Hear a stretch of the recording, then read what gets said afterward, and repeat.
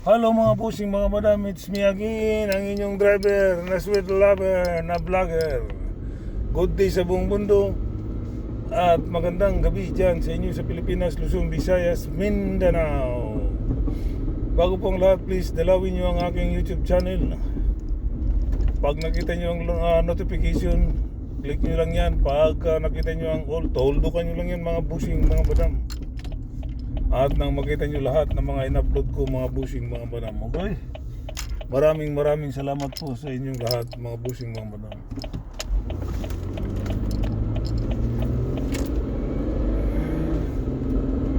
Sa mga hindi pa po nag-follow sa aking FB, please follow, like and share. At mag-comment din po kayo mga busing mga madam, kasi po aking babasahin. At magre-reply naman po ako mga busing mga madam. Sa mga pinalangga kong mga followers, maraming salamat sa inyo mga busing mga madam. Paulit-ulit ko po akong nagsasabi sa inyo mga pinalangga kong follower. Daghang ay salamat sa inyo mga busing mga madam. Okay. Ito na naman po ako mga busing, mga kaloyalis, sulit PBBM, nagmamahal sa ating Pangulo. Ito na naman po ako sa inyo na nagbibigay saya at ligaya sa inyo mga busing mga madam, at lagi nagpapasaya sa aking mga pinalanggang mga followers at non-followers mga busing mga madam. Sa mga ditilis na naman, ako po ay nagbibigay ng sakit ng ulo at sama ng loob sa kanila mga busing mga madam. Sa mga ditilis na hanggang ngayon ay ditilis pa rin ang utak mga busing mga madam. Okay, pag-usapan natin itong ditilis na senador na walang iba kundi si Robin Padilla mga busing mga madam. Kasi nagkalat na naman ng kabubuan niya sa Senado kanina mga busing mga madam. Talagang hanggang kailan kaya ito magiging nakakainis talaga. Kaya yung mga tao hindi mo rin maiwasan na mag-comment ng masama talaga kay Robin dahil sa sobrang kabubuhan Kaya yung babae, nung nagsabi yung babae sa kanya na nagsabi yung babae sa kanya wala bang maggurgur dito kay Robin Padilla. Nagalit dun si Robin Padilla, di ba? So talagang nagalit dun si Robin. Kasi nga kabubuhan nga, talagang maasar ka kay Robin Padilla. Kasi ang sinabi niya doon sa presiding officer na si Escudero, bakit daw ang mga prosecutor ay one-sided lang. Napakabubo talaga. Hindi niya alam anong ibig sabihin ng prosecutor, at hindi niya alam ano ang ibig sabihin ng defense. Okay?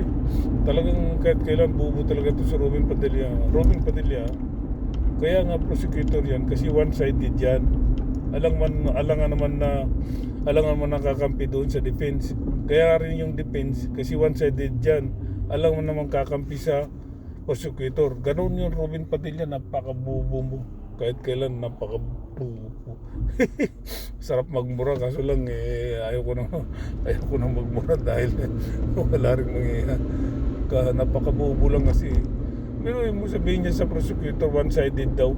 Hindi niya alam na yung one-sided para sa prosecutor yun, at yung one-sided naman para sa defense lawyer yun. O di ba? Kaya nga defense lawyer kasi one-sided lang, alang naman kakampi sa prosecutor. O di ba? Kaya nga prosecutor kasi one-sided din, alam naman kakampi sa defense. Tabo si Robin talaga, kahit kailan talaga napakabubo talaga tapos nagagalit daw siya. Bakit daw ang mga witnesses ay may mga pinapayagan mag-witness dahil may mga kaso daw. Talaga na. Tapos maganda naman ang pagkasabi ni Luis, with your respect Mr. Judges. O di ba ang ganda ng sinabi niya? With your respect Mr. Judges, Mr. Senator Judges. Sabi ni Luis Troy, nagsabi siya na nagsabi siya na bakit mo sinabi na yung mga witnesses, may mga kaso bago na sabi ni Luistro, bago sinalang yan, pinag-aralan ng mabuti yan. Nagalit doon si Robin Padilla kay Luistro, sabi niya nag-interrupt daw si Robin, nag-interrupt daw si Luistro, Congressman Luistro. Ang sabi ni, di ba ang linaw ng pagkasabi ni Luistro, with your respect Mr. Judges, Senator Judge. O di ba nagpamuna siya bago siya nagsalita, nagpahiwatig muna ng respeto. Gumalang mo na with your respect. Pero hindi, wala yun wala ki bubong senador na si Robin Padilla. I was interrupted, sabi niya, nag-English pa I was interrupted. Yun ang alam niyang English, I was interrupted. Nagsumbong pa kay presiding officer. Wala daw karapatan ang mga tao, ang mga audience na mag-interrupt. Paano walang karapatan? Prosecutor din yan. Part ng prosecutor yan si Luistro. Siya yung team leader ng part ng prosecutor. Siya yung team leader. Pero sabi ni Robin, wala daw karapatan mga audience magsalita. Talaga daw putang ina. Mapapabubo ka talaga rito kay Robin Padilla. Kahit kailan talaga bubo talaga. Ayan mga tapos napakabubo. Talagang kitang-kita mo talaga na sunugin mo man siya, amoy Duterte, ang bahaw-bahaw ng Duterte, kaya kasing bahaw rin ni Robin Padilla. Di ba? Sa totoo lang, ang bahaw-bahaw na ni Duterte. Hindi na makakilos yun. Bahaw na yun Bulok na yun Kaya pag sinunog to si Robin Padilla, nakasing bulok din ni Duterte. Kasi sunugin man siya Yan ang ikaw yung one-sided, Robin Padilla. Yung totoo. Ikaw talaga yung one-sided. Kasi ikaw yung Duterte ka lang imbis na judge, senator ka, hindi.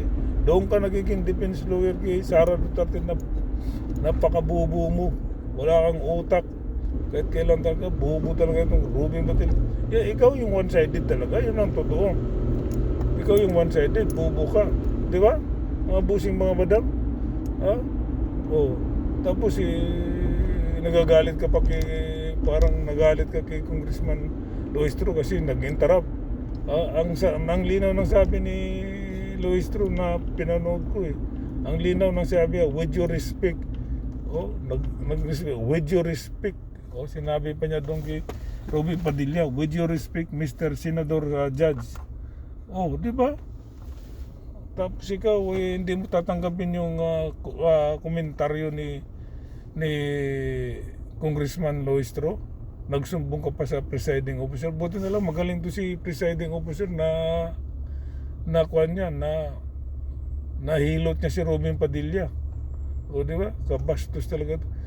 Kaya sabi daw niya, bakit one-sided yung prosecutor? Bugok talaga ito. Natural, one-sided yan kasi nga prosecutor At ang defense lawyer din naman ni Sara, one-sided din kasi defense nga yan Alam nga na magkakampihan sila, hindi na matawag na defense at hindi na rin matawag na prosecutor.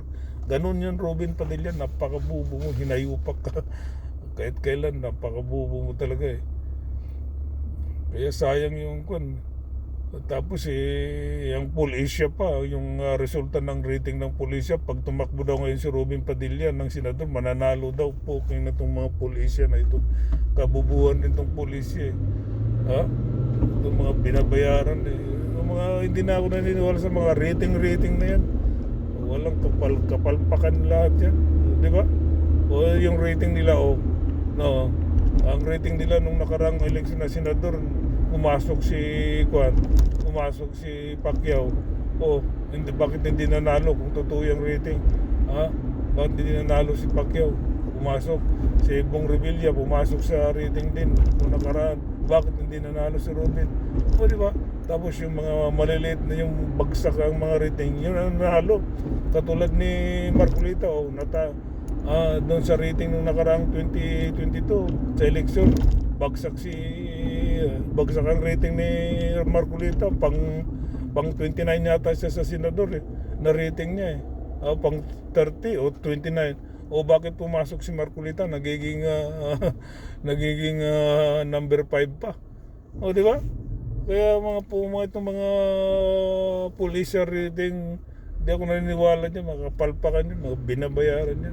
Tapos sabihin pa, pagka na, ang sabi ng pulisya ngayon, pagka tatakbo ng senador si Robin, pag ngayon tatakbo, mananalo si Robin. Okay. Dami na nga ang dami na nga nasusuka dyan kay Robin. Eh. Di ba mga bossing mga madam? Pero sabihin niya, bakit one-sider yung mga prosecutor? Nabugok talaga. Kahit kailan bugok eh. Natural one-sided yan kasi prosecutor yan. Natural one-sided ang defense kasi defense yan. Kailangan magkampihan yung dalawa, hindi na matawag na one-sided. Ganun yun. Bugo ka talaga mga kay Ruben Padilla. Walang utak. Okay, hanggang dito na lang mga pusing mga madam. Maraming salamat po sa inyong lahat. Once again, maraming salamat sa mga pinalangga kong mga followers. Dagga kayong salamat sa inyo tanan. O sa mga kapwa ko mga kaloyalis, please follow, like, and share. Okay, at mag-comment din po kayo mga pusing mga madam. Okay, once again, bye-bye. Peace.